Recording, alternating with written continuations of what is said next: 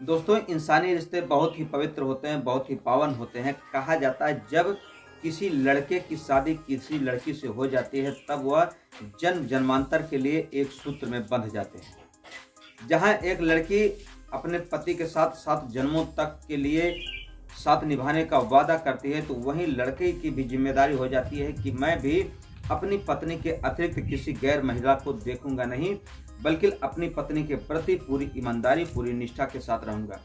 लेकिन यह सब पवित्र पावन रिश्ता रीति रिवाज सिर्फ चंद मिनटों के लिए होता है। जैसे ही यह रीति रिवाज समाप्त हो जाता है तो तमाम न्यूज़पेपर के माध्यम से, सोशल मीडिया के माध्यम से आए दिन आप देखते होंगे, सुनते होंगे कि ऐसी घटनाएं जो कि बसा बसाया घर लड़के अपनी पत्नी का तोड़ देते हैं या पत्नियां अपने पति को छोड़ करके चली जाती हैं। अब तो यहाँ तक हो गया कि जो लड़के हैं उनके जान की भी आफत आ गई है। जैसा कि आपने देखा होगा, सुना होगा, कोई महिला अपने पति को अपने प्रेमी के साथ मिलकर काट के सूटकेस में लेकर जाती है तो कोई महिला अपने पति को काट करके ड्रम में पैक कर देती है। आज की जब कहानी आप भी सुनेंगे तो आपका भी रिश्तों पर से विश्वास उठ जाएगा। आप भी सोचने पर मजबूर हो जाएंगे कि आखिर अब यह समाज किस दिशा में अग्रसर हो गया है। अब किया जाए तो क्या किया जाए, रोका जाए तो कैसे रोका जाए। दोस्तों, आइए जानते हैं कहानी शुरू से लेकर आखिर तक। नमस्कार, प्रणाम, मैं मोनू भारद्वाज हृदय तल की गहराइयों से आपका हार्दिक स्वागत वंदन करता हूं। अगर आप चैनल पर नए विजिट कर रहे हैं तो चैनल को सब्सक्राइब करें, दोस्तों में शेयर करें और कमेंट बॉक्स में अपनी राय अवश्य भेजें। दोस्तों, आज की जो सच्ची घटना लेकर आए हैं यह घटना है उत्तर प्रदेश के आजमगढ़ जिले के अतरौलिया थाना क्षेत्र के अगिया गांव की, जहां पर जितेंद्र निषाद नाम का एक लड़का है और उसकी शादी अंगूरी देवी से 2014 में हो जाती है। जो अंगूरी देवी है वह खासपुर गांव कप्तानगंज के पास पड़ता है, वहां की रहने वाली है। और जो लड़का है यह तरौलिया थाना क्षेत्र के अगिया गांव का रहने वाला है। दोनों की शादी जब हो जाती है, जीवन काफी सुखमय बीत रहा है। तभी एक बच्ची पैदा होती है जिस बच्ची का नाम होता है साक्षी। और उसके कुछ दिनों बाद जब समय बीतता जाता है तो एक लड़का पैदा होता है जिसका नाम होता है अभी। अब एक बच्ची है। परिवार काफी सुखमय है। जो जितेंद्र है वह सब्जी बेचने का काम करता है, लेकिन वो जो महिला है उसकी जो जरूरतें हैं वह उस पति से पर्याप्त नहीं हो पा रही हैं, क्योंकि वह आए दिन कुछ नए नए डिमांड कर रही है और कुछ ऐसे चीज मांग रही है जिससे कि वह पति गरीब उसकी जरूरतों को पूरा नहीं कर पा रहा है। वह कहता है कि मेरी कमाई इतनी नहीं है क्योंकि मैं सब्जी बेचता हूं और सब्जी में इतनी मेरी प्रॉफिट नहीं है कि मैं तुम्हें अच्छे अच्छे होटल में ले जाऊं, अच्छे अच्छे मॉल में ले जा करके तुम्हें साड़ियां दिलाऊं।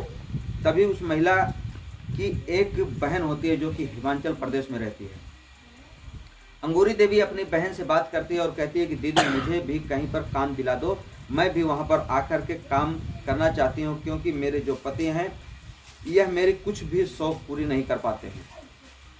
दोस्तों, तभी 2025 लगने से पहले यानी कि 2024 के अक्टूबर महीने में वह अंगूरी देवी अपने पति से पूछ करके हिमाचल प्रदेश अपनी बहन के यहाँ चली जाती है और वहीं पर जाकर के कोई काम करने लगती है और वहीं पर अंबाला छावनी में रहती है, जहां पर एक लड़का रहता है जो कि काफ़ी खूबसूरत है, नौजवान हट्टा कट्टा है।